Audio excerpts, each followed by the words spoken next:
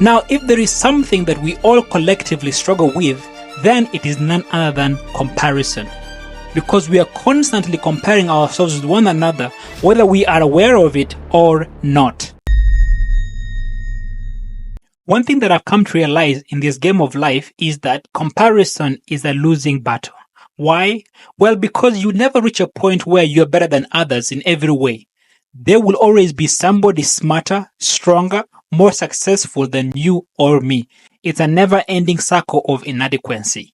So I came across a clip of Jordan Peterson and Patrick Bet-David. In this video, Jordan Peterson gives us 3 solid reasons why comparison is a total joy killer, and other 3 reasons on how we can combat comparison and overcome it. Let's take a watch.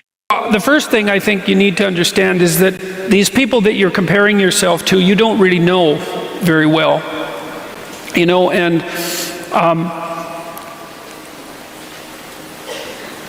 what that means is that you see their shiny outside, but you don't see the reality of their life. And so what you're...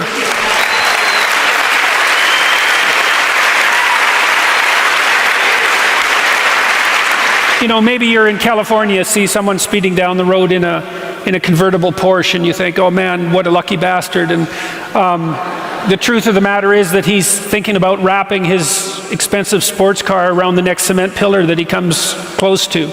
You know, you can't tell, and people have hard lives, and even people who are comparatively fortunate have hard lives. And so the ideal that you're observing that makes you jealous and resentful is in large part an illusion that's created by your own mind. And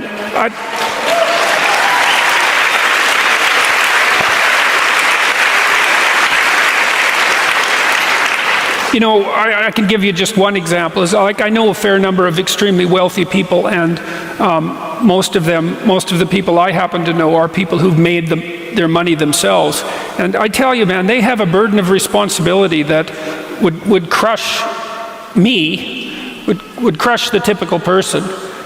They're just working flat out, like 90 hours a week, and they have thousands of people depending on them. And you know, they have their money, and they have their status, and that's not nothing.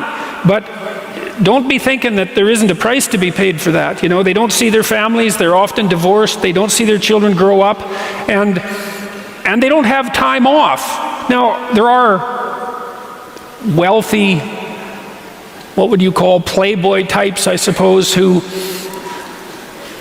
live out the dreams of wealth of a foolish 14-year-old, but they're not that common, and you have to be careful of what you're jealous of because you don't really know what it is.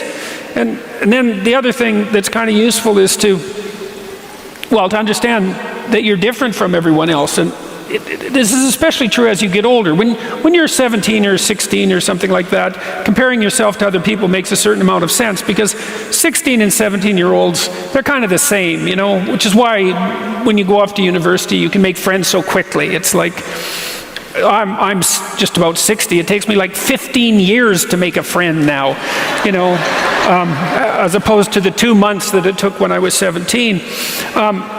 You're quite different from other people, and you shouldn't be comparing yourself to them because they're not like you. You know, they don't have your family. They don't have your temperament. They don't have your troubles. They don't have your abilities. The only person that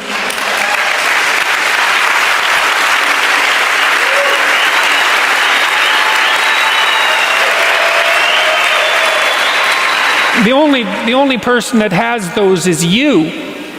And this is why one of the rules, I think it's rule 4, is compare yourself to who you were yesterday and not to who someone else is today. And see, that's a game you can win because you could be a little better today than you were yesterday.